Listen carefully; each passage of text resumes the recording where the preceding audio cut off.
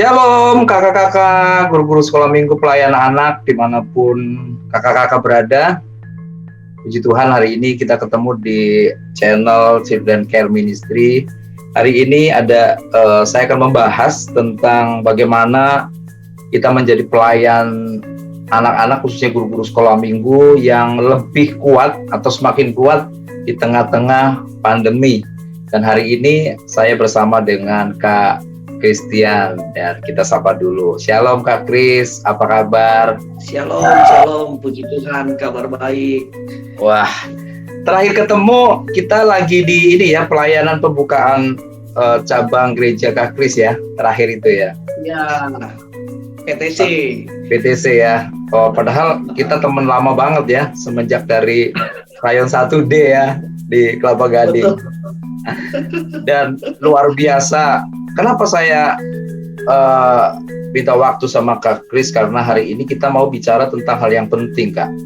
Bagaimana kita sebagai pelayan anak, guru-guru sekolah minggu khususnya di tengah-tengah tantangan yang lumayan berat, kita nggak pernah dapat yang seperti ini.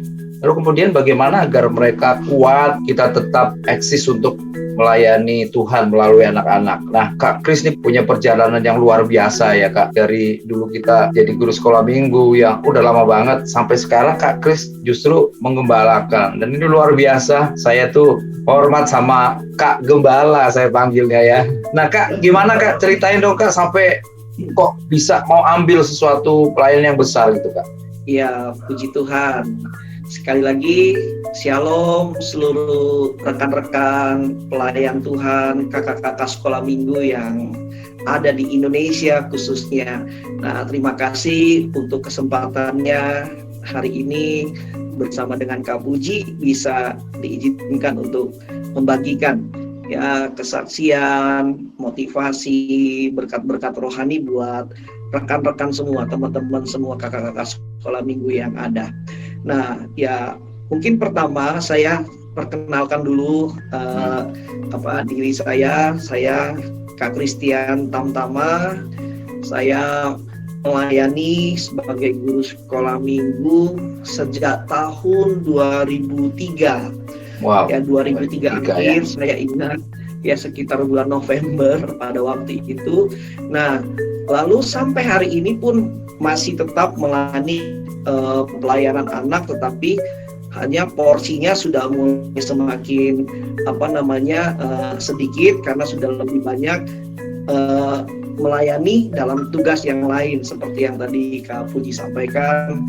Sekarang dipercayakan dalam pengembalaan di salah satu cabang di gereja kami. Nah, ya saya tahu memang hari-hari ini tantangan kita sangat besar ya, tidak mudah, khususnya bagi kita semua kakak-kakak sekolah minggu dalam bidang pelayanan anak ya.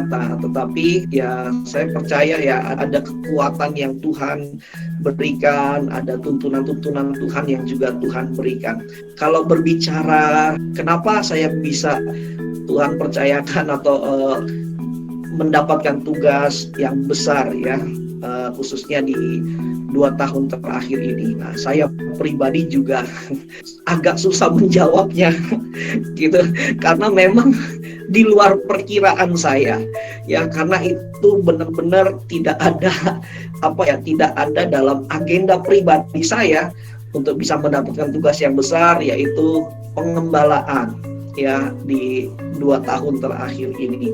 Ya, kalau mungkin saya cuma bisa katakan ya semua karena favor of God ya, karena kemurahan Tuhan, anugerah Tuhan ya. Dan saya percaya juga ya Tuhan kita itu setia. Tuhan kita itu Tuhan yang selalu seperti janjinya. Tuhan katakan engkau akan naik menjadi kepala, engkau akan naik tidak turun menjadi kepala dan bukan ekor. Dan saya percaya ada promosi Tuhan, reward dari Tuhan yang Tuhan sediakan bagi setiap kita, khususnya anak-anak Tuhan yang setia dalam melayani Tuhan ya. Nah, saya percaya satu hal juga seperti yang di dalam firman Tuhan katakan, setialah pada perkara yang kecil, orang yang setia pada perkara yang kecil, Tuhan percayakan kepada perkara yang besar.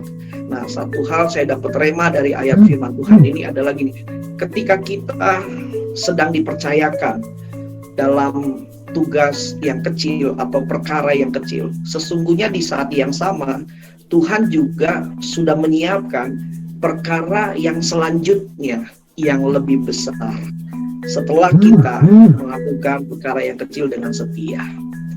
Nah, kurang lebih seperti itu, Kak Puji. Nah, ini kan kita mau berbicara tentang pelayan anak, dan saya mau melihat Kak Kris yang mendapat tanggung jawab yang besar gitu ya. Nah, kalau Kak Kris ini kan udah double porsi, mikirin youth-nya, mikirin jemaat, mungkin ada yang sepuh yang harus dipikirin gitu. Bagaimana Kak Kris untuk memilah-milah gitu? Kalau dulu kan cuma udah selesai, sekarang kan dalam tanda kutip gitu, mikirin emaknya, mikirin kakaknya, dan lain-lain. Gimana Kak Kris membaginya? Ya puji Tuhan. Ya memang sih semua kan kasih karunia Tuhan ya, kemampuan dari Tuhan. Nah itu udah nomor satu tuh. Nah lalu yang berikutnya ya saya juga belajar artinya fokus ya. Lalu saya juga belajar mempersempit artinya area fokus saya gitu ya. Nah, lalu yang ketiga juga saya juga belajar untuk mulai merangkul ya orang-orang yang dalam tanda petik yang juga punya tugas yang pada masing-masing ya, tugasnya pada masing-masing. Nah, khususnya dalam kalau di gereja kami kan ada istilahnya yang namanya kepala bidang. Nah, jadi ada strukturnya ya.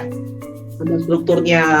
Nah, memang struktur inilah sangat menolong sesungguhnya gitu ya dalam operasional pelayanan di gereja khususnya. Nah, saya lebih fokuskan kepada para pemimpin-pemimpin, yaitu kabit-kabitnya. Nah, itu yang saya habiskan banyak waktu untuk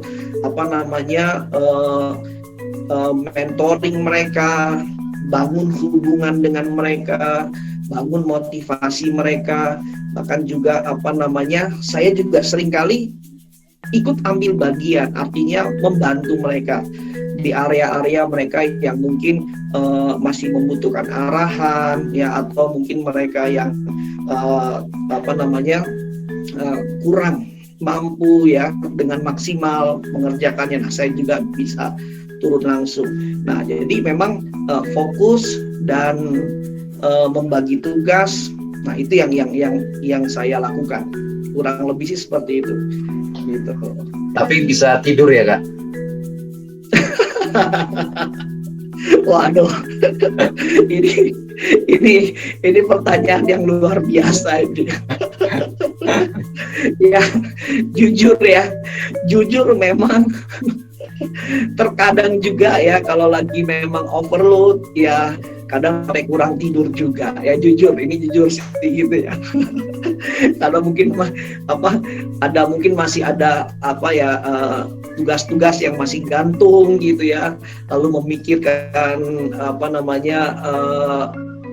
aktivitas atau operasional pelayanan yang belum maksimal. Nah, sampai ke bawah dalam pikiran. Ini jujur sih, memang kadang juga susah tidur, tapi kadang juga ya puji Tuhan ya bisa tidur pulas juga gitu. Yeah. Kadang udah mikirin jemaat, mikirin program, mikirin bagaimana kita memberi firman Tuhan ya, mikirin materi khotbah apa, dan bagaimana jalan keluar di tengah pandemi gitu ya. Kadang saya lihat sosmednya kakak tuh luar biasa, Kak. Jadi udah mikirin banyak hal, mikirin pemakaman jemaah, ada yang sakit, luar biasa. Wah, ya. Tapi saya salut sama kakak karena saya tahu ya kepribadian kakak, walaupun sesekali ketemu, tapi dulu kan pernah ketemu ya. Kadang saya juga diundang ke tempat kakak. Dulu juga kakak sering bantuin saya juga kalau ke gereja-gereja tuh. saya juga salut itu. Dulu kakak mempersiapkan ini dan itu. Terus kalau saya minta waktu untuk melayani di gereja, dulu sering ya kayak ke KKBP kemana, wah luar biasa. itu sungguh luar biasa. Nah, itu udah kasih karunia lah. Sekarang saya mau tanya lagi nih sama Kak, menghadapi guru-guru sekolah minggu. Kalau kakak saya yakin tahu ya, karena kakak juga punya tim guru-guru sekolah minggu dan tim-tim yang lainnya. Nah Kak, kalau di tengah-tengah seperti ini, kan saya lihat banyak guru-guru sekolah minggu yang dalam tanda petik ya, semakin karena nggak melayani, nggak di komunitas, banyak yang tawar dan akhirnya bingung mau ngapain gitu kan. Nah, gimana Kak, menurut kakak sebagai guru sekolah minggu mengatasi hal-hal semacam itu? Ya, nah nomor satu untuk kita bisa menghadapi tantangan di tengah-tengah pandemi ini, khususnya dalam pelayanan sekolah minggu, nomor satu adalah gini, passion. Kita jangan sampai kehilangan passion dalam melayani khususnya bidang sekolah minggu. Nah itu nomor satu. Yes. Passion itu berbicara gairah, passion itu berbicara semangat, dan passion itu juga berbicara destiny Tuhan. Nah, kalau nomor satu ini kita sudah hilang, nah, kedepannya kita nggak akan bisa melangkah. Itu udah pasti. Nah, jadi saya ingin berbagi kepada guru-guru sekolah minggu yang ada, khususnya dalam menghadapi tantangan pandemi ini, teman-teman harus tetap memiliki passion. Nah, lalu yang kedua adalah kita harus juga bisa mengeksplor hal-hal yang baru. Nah, mengeksplor hal-hal yang baru dalam artian adalah gini, kita harus mencoba lebih kreativitas lagi dalam hal-hal yang baru, khususnya dalam tantangan pandemi COVID-19 ini. Nah, seringkali adalah kita menjadi orang yang putus asa dan selalu berkata nggak bisa, nggak mungkin, nggak maksimal. Padahal kuncinya adalah ketika kita punya niat ya ingin mengeksplor. Nah, di dalam mengeksplor itu bicara kita mencari, kita belajar, kita tidak membiarkan diri kita menyerah dengan keadaan. Nah, saya percaya ada hal-hal yang baru yang kita bisa temukan, bahkan mungkin dalam tanda petik ya kreativitas dan talenta yang baru tiba-tiba keluar. Tuhan percayakan kepada kita ya. Nah, ambil contoh, saya ini nggak mahir khususnya dalam multimedia, dalam bikin video, edit video, gitu ya. Nah, tetapi ketika pandemik ini ada, saya mulai coba mengeksplor nih kapasitas yang ada di dalam diri saya yang dulu nggak ada. Saya pengen temukan. Nah, gimana caranya? Saya banyak belajar, saya banyak mencari. Nah, saya mulai buka YouTube, saya mulai cari tutorial bagaimana merekam video ya dengan cara yang menarik, lalu bagaimana cara editingnya, lalu softwarenya pakai apa gitu ya, aplikasinya apa, dan itu saya terus pelajari. Nah, sampai hari ini ya puji Tuhan ternyata saya bahkan bisa dalam tanda petik mendapatkan ya talenta yang baru, kreativitas yang baru, dan itu saya bisa pakai untuk tetap melayani atau menjadi satu bentuk pelayanan yang baru dan bisa membuat pelayanan sekolah minggu khususnya bisa tetap berjalan. Nah, jadi ada kerinduan, ada niat untuk belajar gitu. Nah, ingat baik-baik, saya tahu kita seringkali menyerah karena kita selalu berkata saya tidak bisa. Nah, ingat prinsipnya, bisa karena terbiasa. Kalau kita mau mencari, kita mau belajar, dan terus kita belajar, maka lama-lama kita akan menjadi bisa. Bahkan bukan cuma bisa, pasti akan menjadi mahir. Nah, kurang lebih 2 poin ini nih yang harus kita miliki. Satu, passion dalam pelayanan kita. Yang kedua, kita mau explore, kita mau upgrade. Kita mau belajar sesuatu hal yang baru, yang sesuai dengan tantangan pada zaman ini khususnya. Kurang lebih seperti itu. Tapi gini Kak, kadangkala saya melihat ada juga guru sekolah minggu yang tetap ada di komunitas, itu yang kuat, yang tetap bergerak. Dan kalau dia di luar komunitas justru dia semakin hari semakin mundur gitu. Kalau saya lihat gitu. Kalau menurut Kak Kris gimana Kak? Itu udah pasti 100%. Nah, betul juga. Ini bagus Kak Puji singgung di area ini. Banyak pada akhirnya hari-hari ini orang-orang yang akhirnya hilang secara perlahan. Ya. Nah, kenapa? Karena begini. Nah, ini biasanya yang saya pelajari adalah gini. Ini orang-orang ini dalam tanda petik orang-orang yang gampang tenggelam dengan pergumulan dan keadaan.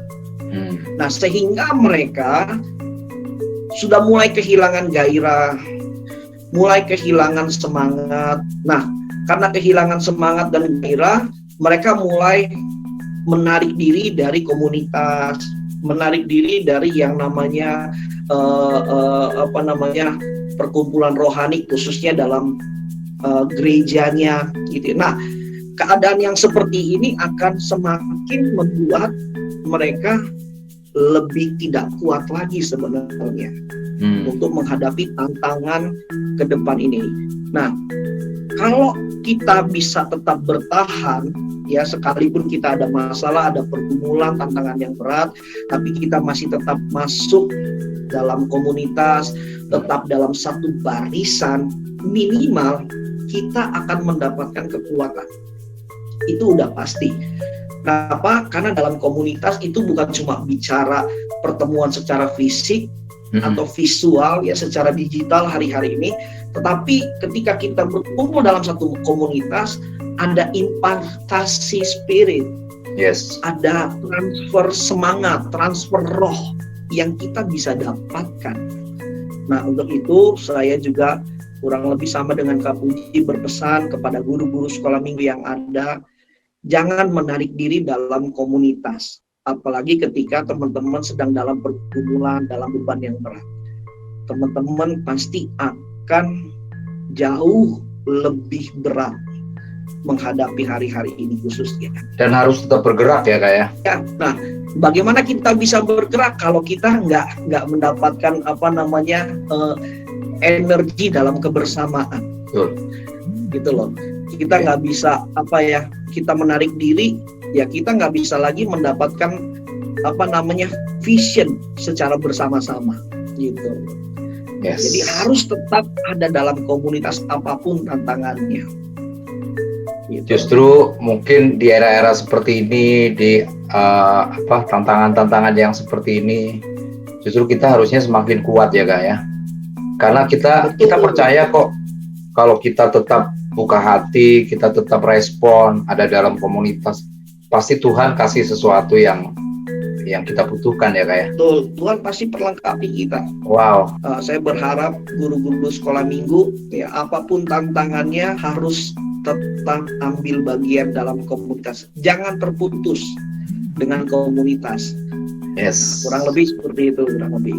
Oke, teman-teman yang mungkin hari-hari ini sedang mengalami kebingungan ya, terus nggak mau bergerak gitu ya.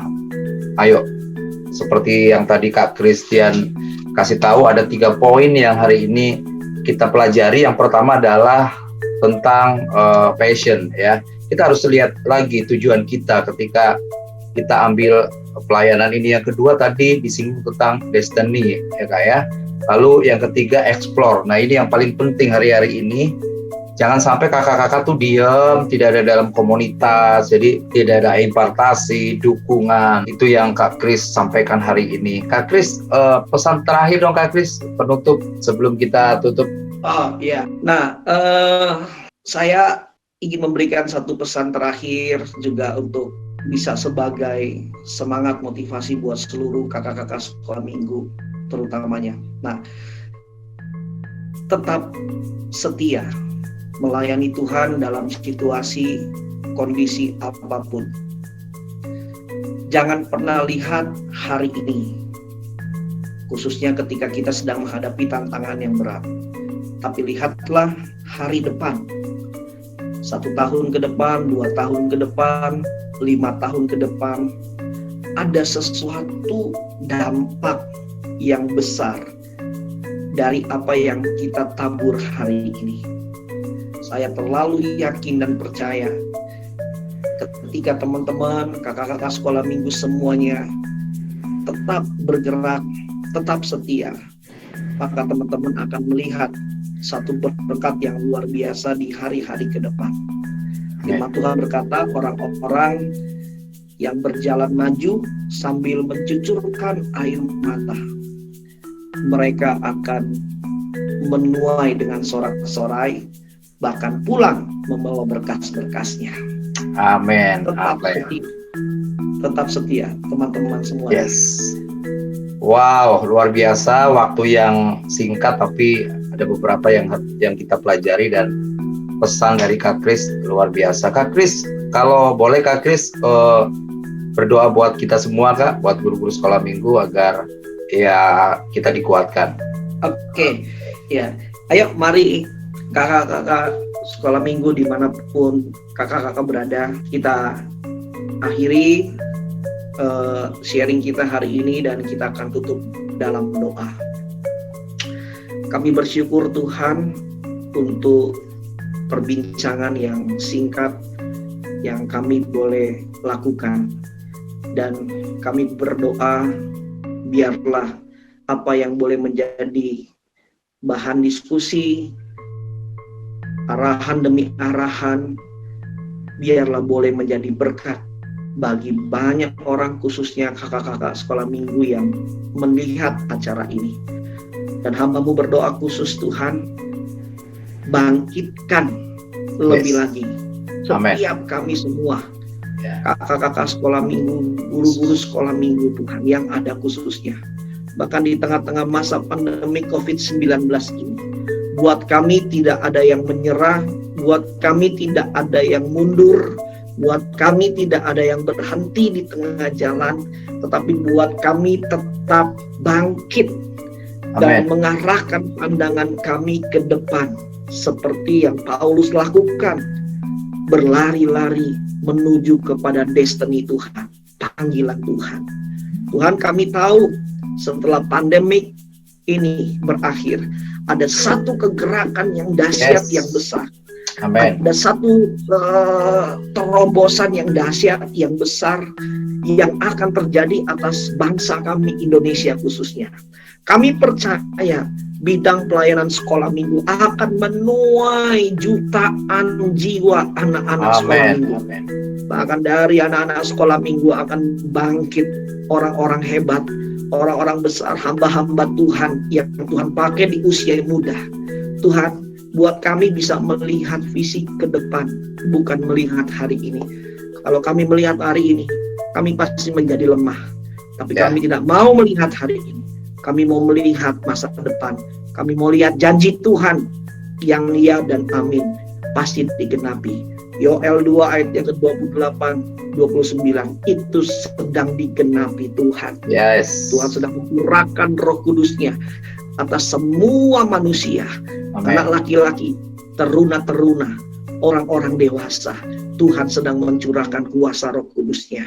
Terima kasih ya Tuhan, terima kasih. Dan kami berdoa, biarlah kasih karunia Tuhan, kesanggupan dari Tuhan, kemampuan yang dari Tuhan, Tuhan berikan atas setiap kakak-kakak sekolah minggu yang ada di Indonesia, dimanapun mereka berada. Terima kasih Tuhan Yesus. Ini doa dan syukur kami dalam nama Tuhan Yesus. Kami berdoa. Haleluya. Amin. Yes, terima kasih Kak Kris untuk waktunya ya, dan sharing yang luar biasa. Juga kakak-kakak, terima kasih kakak-kakak sudah menonton di video kali ini. Terus ikuti pesan-pesan Tuhan dan tips-tips menjadi pelayan anak di Children Care Ministry. Dan jangan lupa kakak-kakak, kalau kakak-kakak suka video ini, kakak bagikan ke teman-teman yang lain agar teman-teman yang lain juga tahu dan mendapatkan pesan yang sama. Dan kalau belum subscribe, bisa di-subscribe agar Kakak terus terhubung dengan kami. Terima kasih Kak Kris yang luar biasa. Saya tutup. Tuhan Yesus memberkati Kak. Bye-bye Kak Kris. Bye-bye.